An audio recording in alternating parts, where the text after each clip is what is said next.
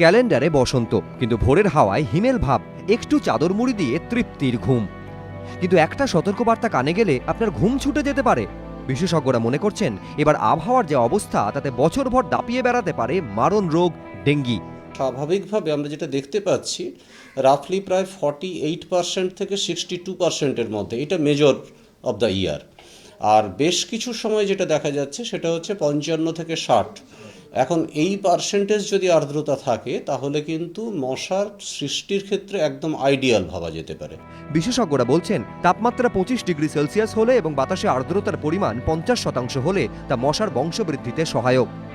কিন্তু সাম্প্রতিককালে প্রবল বর্ষা যেমন কার্যত বিরল, তেমনি স্থায়ী হয়নি হাড় কাঁপানো ঠান্ডা। পুরসভার আশঙ্কা, পরিস্থিতির যদি বদল না হয় তাহলে আরও বেপরোয়া হয়ে উঠবে মশককুল। টেম্পারেচার মানে 20 ডিগ্রির নিচে টেম্পারেচার সারা বছর খুব কম ছিল, কম দিন। আমরা খুব যদি বেশি ধরি 15 দিন হবে হিসেবে, এদিক ওদিক যদি হয়, কিন্তু বাকি গড় তাপমাত্রা 20 ডিগ্রি ওপরে ছিল, যেটা মসকিউটো ব্রিডিংয়ের পক্ষে অত্যন্ত আদর্শ পরিবেশ। পুরসভার সাম্প্রতিক একটি গবেষণা অনুযায়ী মশারা ডিম পাড়ার পদ্ধতি বদলে নিয়েছে। শুধু পরিষ্কার জমাজলই নয়, ডিম পাড়ার জন্য মশারা বাতিল টায়ার, গাছের কোটরের মতো শুকনো জায়গা বেছে নিচ্ছে, কারণ এই রকম জায়গায় ভবিষ্যতে জল জমার সম্ভাবনা রয়েছে। মশার ডিম 3 বছর পর্যন্ত সতেজ থাকে। এই 3 বছরের মধ্যে সামান্য পরিমাণ জলও যদি সেখানে জমে তাহলে সেই জলেই শুরু হয়ে যায় মশার বংশ বিস্তার।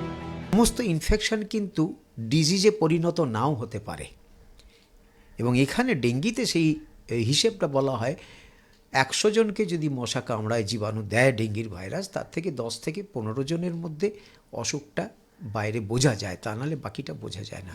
বিশেষজ্ঞরা বলছেন ডেঙ্গি এবার বছরভর চোখ রাঙাতে পারে। তা থেকে বাঁচার উপায় কি?